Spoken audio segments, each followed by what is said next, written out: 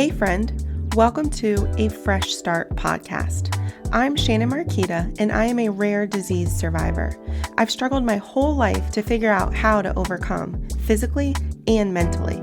So, if you've ever looked in the mirror and wished you saw something different, or maybe caught your inner voice saying things you'd never think to say out loud, know that you're in the right place.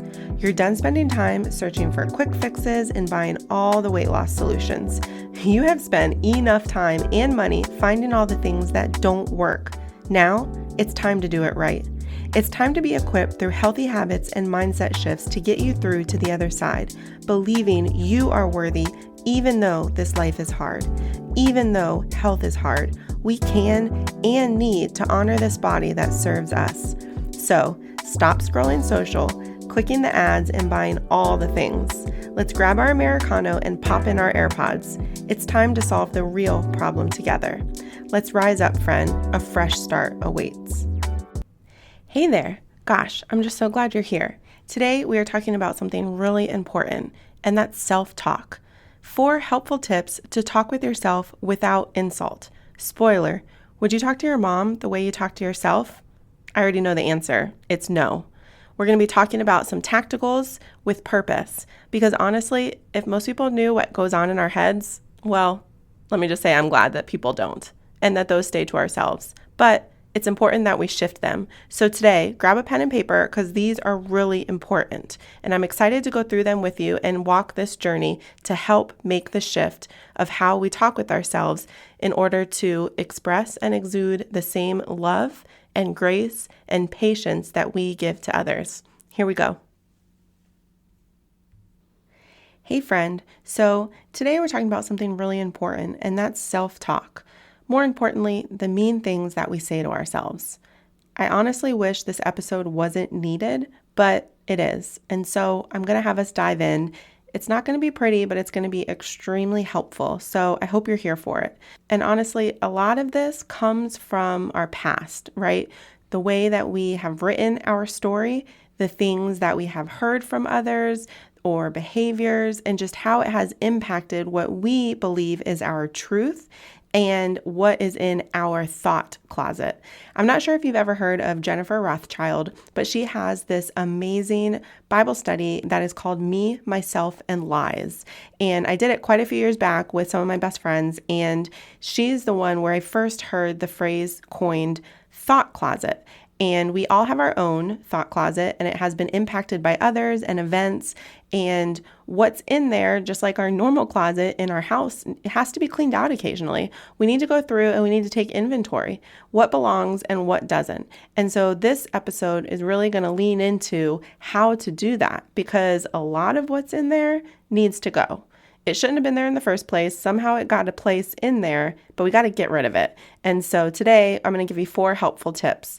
Some of it is really easy. Some of it is going to be more difficult, but we just have to find the root. And for each of us, that looks different. For me, it comes from a sense of always feeling different, somewhat due to my personality, due to my body, due to my build, right? I don't know about you, but kids can be mean. Some of it comes from things that were from my childhood, that things people said, maybe jokingly, maybe unintentionally, of being mean, but they just stuck, right? They struck a chord and we held on to them. We held them as truth, and they come up at just the right time because they're in our thought closet. And we know the easiest place to strike when we're feeling weak to affirm how we're feeling. So for example, unfortunately, some things that have had effect on my narrative from my personal story are things like, gosh, you're so ugly, or you're not very fun, or you're not that smart.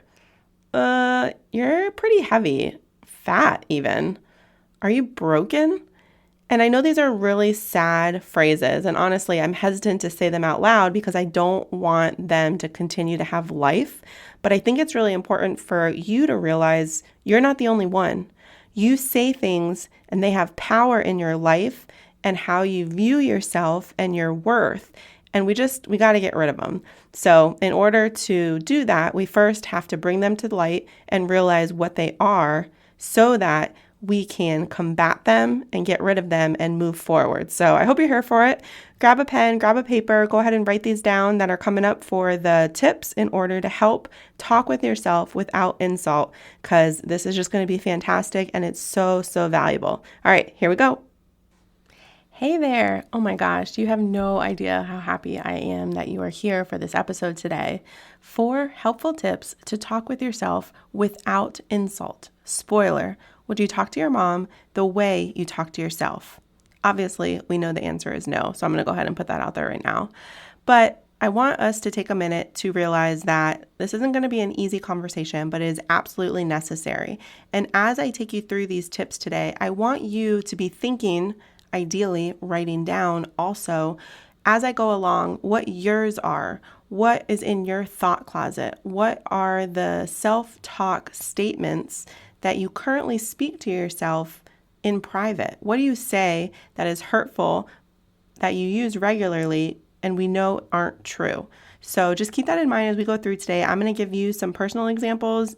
Just know ahead of time, I am not proud of these, but I want this to be real and honest, and I want you to realize that you're not alone, and this topic is very much necessary and needs to be addressed.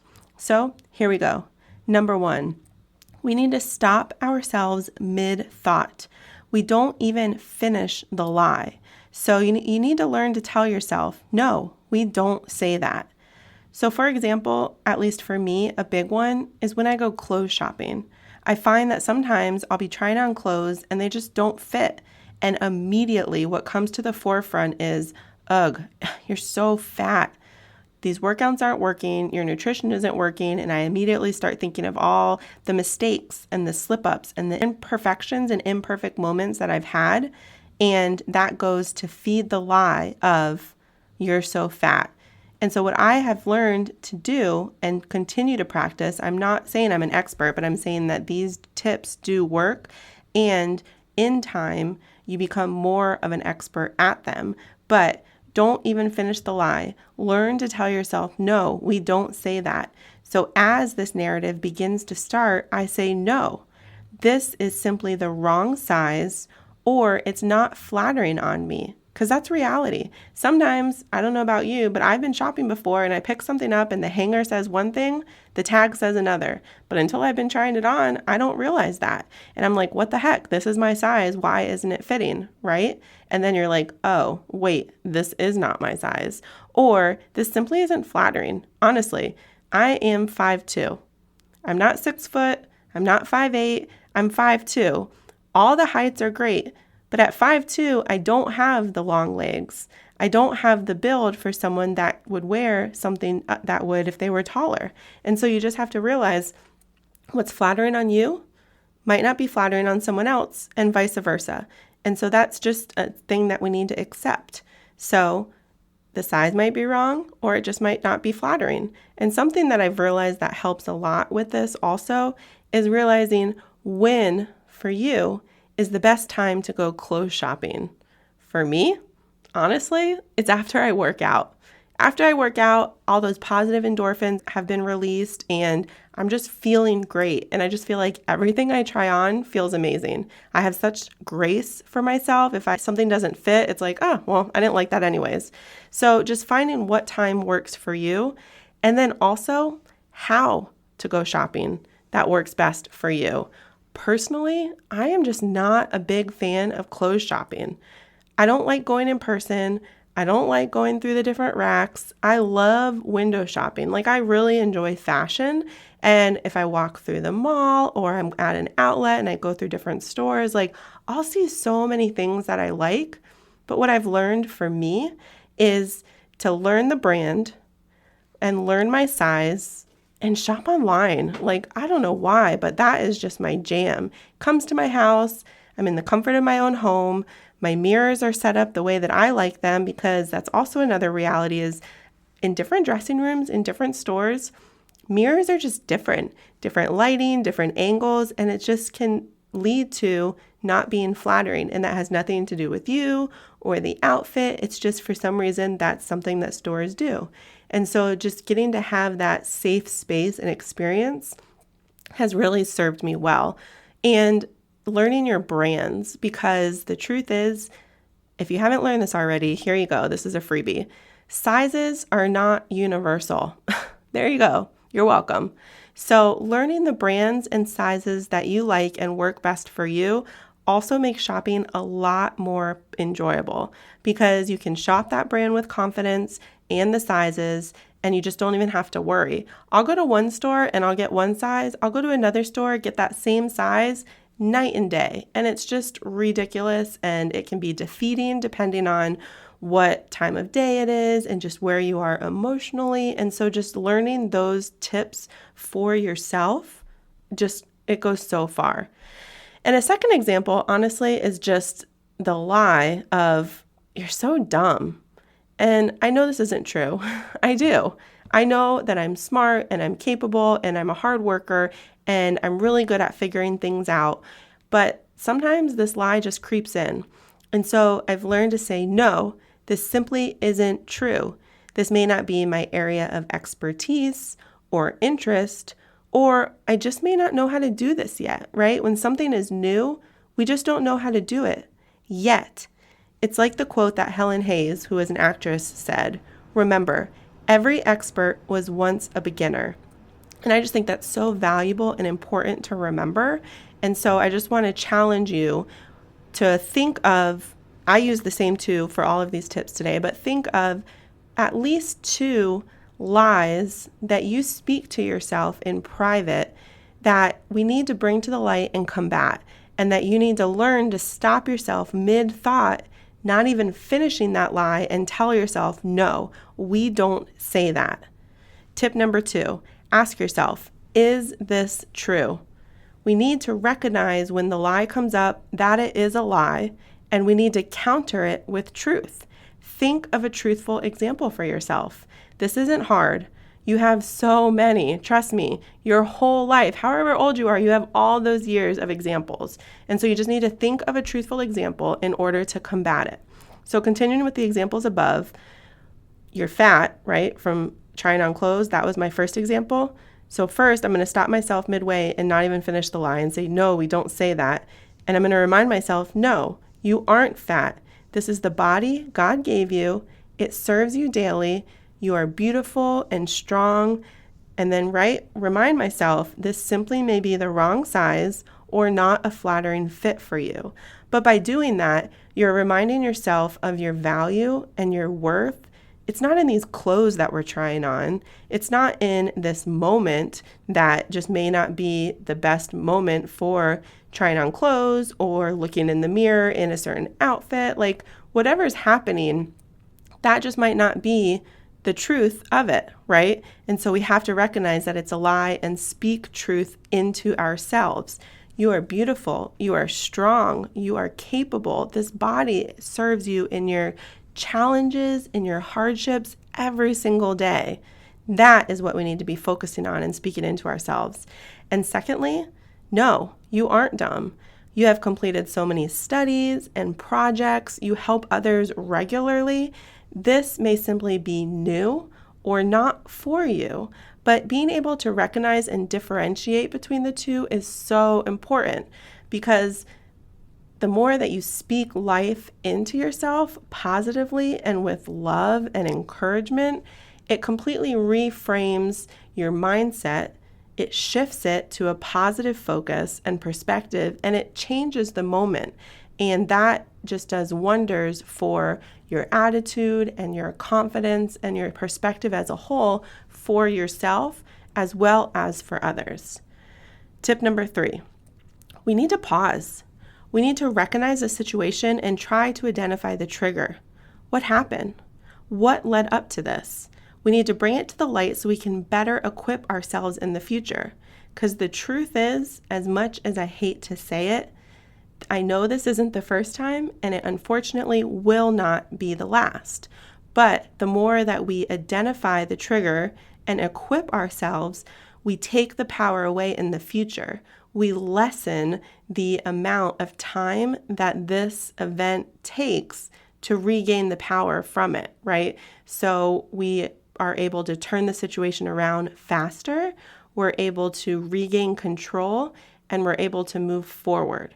So again, continuing with the previous examples of mine is that one, honestly, sometimes it may just be a special time of the month where my body likes to hold on to some extra water, or again, I might have picked up the wrong size, or I might be overtired and stressed. I don't know about you, but those two things, being overtired and stressed, for me, are two very powerful influences in how I view myself. And that's just the reality. I am working on it, but those are just two things that I really need to work on constantly to stay on top of, is my stress level and how tired I let myself get. And that's why I have a structured bedtime. And although everyone makes fun of me, that'll be for another call.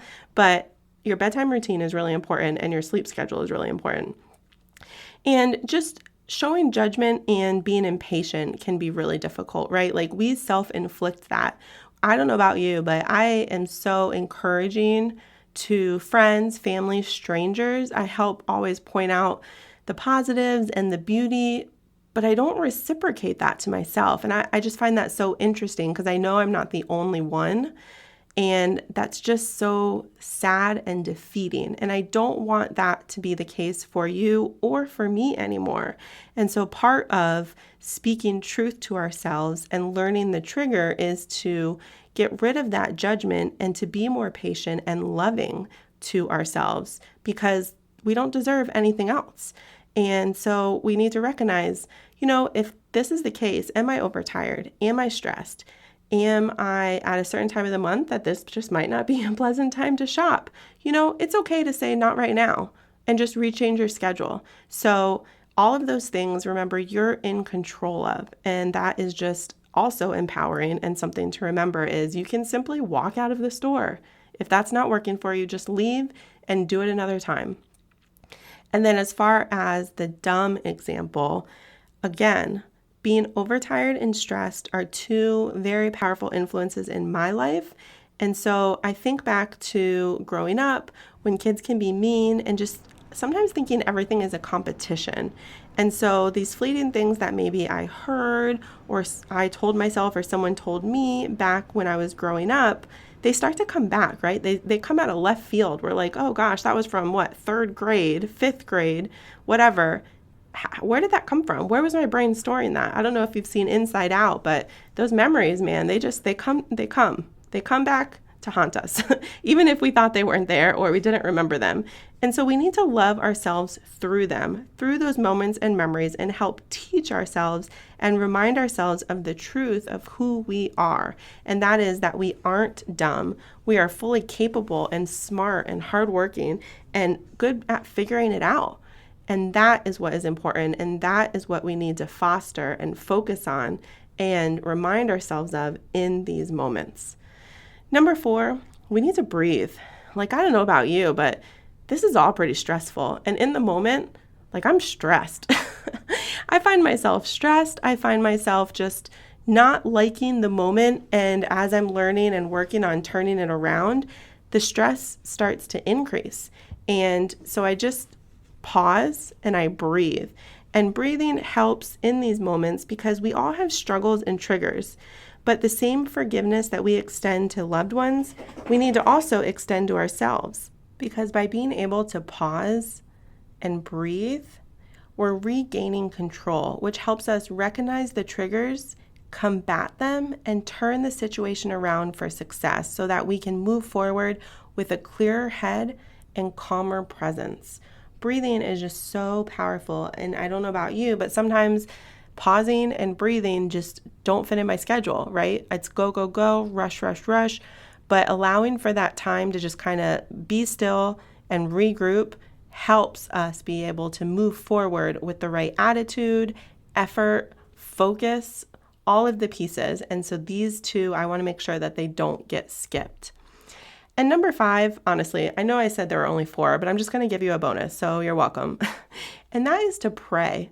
Prayer is just so powerful, but I don't think it necessarily gets emphasized enough always, because we need to pray for peace and patience, clarity and forgiveness.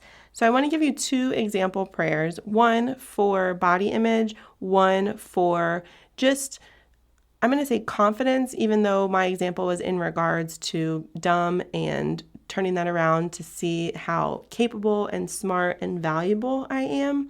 So I want to give you these 2 examples. Feel free to use them, of course, edit them to fit your specific examples. And the first one is, Dear God, thank you for this moment. Thank you for how far I have come by helping me see the growth and work there still is to do. Thank you for my body and how it serves me daily. Help me to see it for its strength and beauty and to honor and serve it even in my weak moments. In Jesus' name, amen.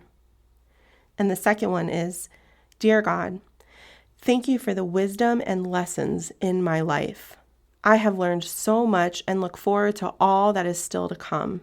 Help me to remember that every expert was once a beginner and that so much is taught and learned in the journey. In Jesus' name, amen.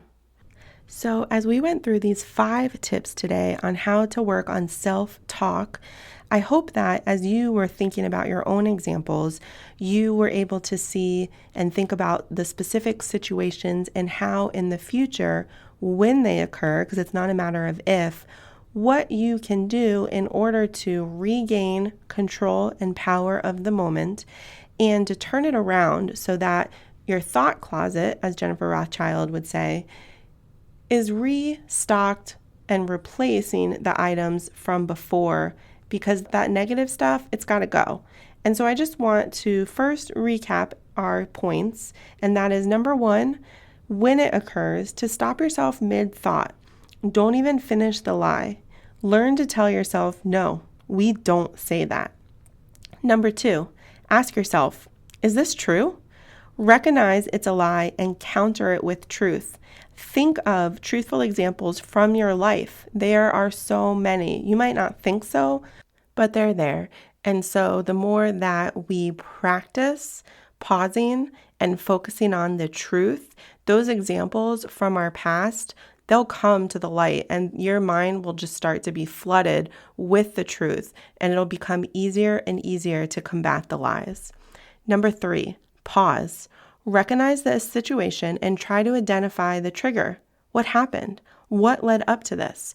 Bring it to the light in order to better equip yourself in the future. Because remember, this is going to happen again.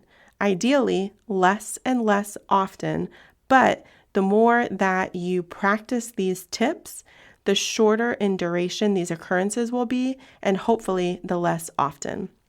Number 4, breathe. We all have struggles and triggers, but the same forgiveness that you extend to loved ones includes yourself. And we just need to learn to recognize and combat and turn the situation around in order to set ourselves up for success and move forward with a clearer head and calmer presence. Because remember, taking that time to pause and breathe is worth it and will help you move forward better, stronger, and faster than if we try to rush through this moment and we don't actually learn and grow from it. And then our 5th tip, which was the bonus, is to pray for peace, patience, clarity, and forgiveness, so that as we move forward, we are better equipped in the future and at peace. And so I want you to spend this week practicing these tips. Come share them over in our Facebook group, bit.ly.com/afreshstart. I want to hear your examples. I want to hear how you encountered and it went in order, pausing and breathing and practicing bringing the truth to light and turning the situation around.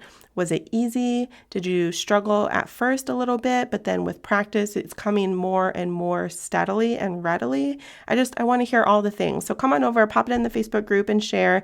And again, that's bit.ly.com/afreshstart. And I'd love to hear some more helpful tips that you have come across and just what you found that works best for you. I'll see you over in the group. Hey there. If this podcast helped, challenged, or inspired you in some way, I would love it if you'd do me a huge favor and leave me a review over on Apple Podcasts. It helps me to hear from you and know how this is best serving you. And go ahead and screenshot this and share it in your stories. Tag me at Shannon Marquita. That's ShannonMarqueta. And send it over to a friend in a text who is ready for healthy changes in her life too. Let her know that this episode might serve her as well. I am just so grateful for you and would love to hear from you. Come hang out and let's connect over in my Facebook group, bit.ly.com/afreshstart, or send me a message. I look forward to seeing you back here in a few days.